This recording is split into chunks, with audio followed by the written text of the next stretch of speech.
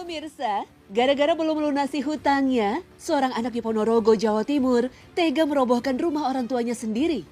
Perobohan rumah berukuran 70 meter persegi ini sempat menjadi tontonan warga hingga viral di media sosial. Peristiwa ini berawal saat sang anak menjual bangunan rumah seharga 70 juta rupiah kepada ibunya sendiri. Sementara sang ibu baru bisa membayar 40 juta rupiah. Lantaran tak sabar ibunya tidak segera melunasi hutangnya, sang anak akhirnya memutuskan merobohkan rumah ibunya sendiri. Itu mintanya saudara Kalam itu diberi cash karena saudaranya itu masih punya uang 40 juta dikasih selang berapa hari atau minggu nanti mau ditutup kembali, tapi Pak Kalamnya tidak sabar untuk menunggu, akhirnya rumah dirobohkan seperti ini.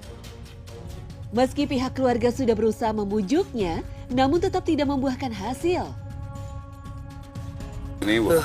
Banyak yang bujuk itu, sabar dulu, sampan punya anak. Kalau besok-besok anak mau nepati, itu nggak peduli. Perobohan rumah yang dilakukan seorang anak memang banyak yang menyayangkan. Sekalipun secara hukum agama, banyak ulama yang menghukumi piutang orang tua pada anak tetap dianggap seperti piutang pada orang lain selama orang tua mampu. Namun persoalannya bukan hanya pada masalah hak anak saja, tapi ini masalah orang tua yang telah mendedikasikan hidupnya membesarkan anak-anaknya. Artinya, anak juga punya kewajiban menghormati dan berbakti kepada orang tua.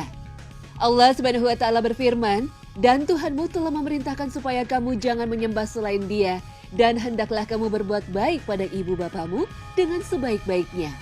Jika salah seorang di antara keduanya atau kedua-duanya sampai berumur lanjut dalam pemeliharaanmu, maka sekali-kali janganlah kamu mengatakan kepada keduanya perkataan dan janganlah kamu membentak mereka dan ucapkanlah kepada mereka perkataan yang mulia. Quran Surah Al-Isra ayat 23.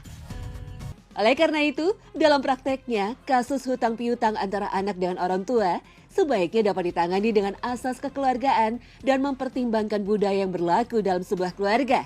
Rasanya sangat tidak elok jika seorang anak memberi hutang kepada orang tua yang sejak awal hidupnya didedikasikan untuk membesarkan dan menyukseskan anaknya. Tak heran jika Rasulullah SAW bersabda dalam salah satu hadisnya, seorang lelaki mendatangi Nabi lalu berkata, "Wahai Rasulullah, aku memilih harta dan anak, sedangkan orang tuaku membutuhkan hartaku." Rasulullah lalu bersabda, "Dirimu dan hartamu milik orang tuamu. Sungguh anak-anak kalian itu termasuk yang paling baik dari usaha kalian. Maka makanlah dari hasil kerja anak-anak kalian." Hadis riwayat Baihaqi. Orang tua adalah orang yang menjadi sebab keberadaan anak terlahir di dunia. Prosesnya pun tidak mudah hingga anak dewasa. Oleh karena itu, Allah Subhanahu wa Ta'ala dan Rasul-Nya memerintahkan agar memposisikan orang tua pada tempat yang mulia. Bahkan kerelaan Allah diletakkan pada kerelaan orang tua. Oleh karena itu, mendurhakainya bukan masalah biasa. Rasulullah SAW bersabda, ada dua pintu amalan yang disegerakan balasannya di dunia, kezaliman dan durhaka pada orang tua. Hadis riwayat Hakim. Hal ini dikarenakan terkabulnya doa orang tua, apalagi di saat orang tua terzalimi. Kemudian ia menengadahkan tangannya ke langit, mengadukan sakit hatinya kepada Allah.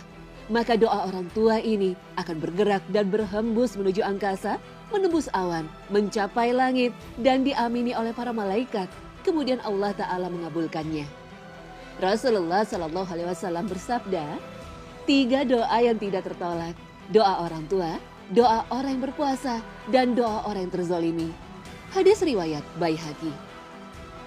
Rasulullah SAW juga bersabda, takutlah terhadap doa orang yang terzalimi, karena ia akan terbang di atas awan.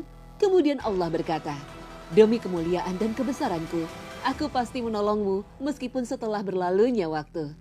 Sahih Al-Jami' 117.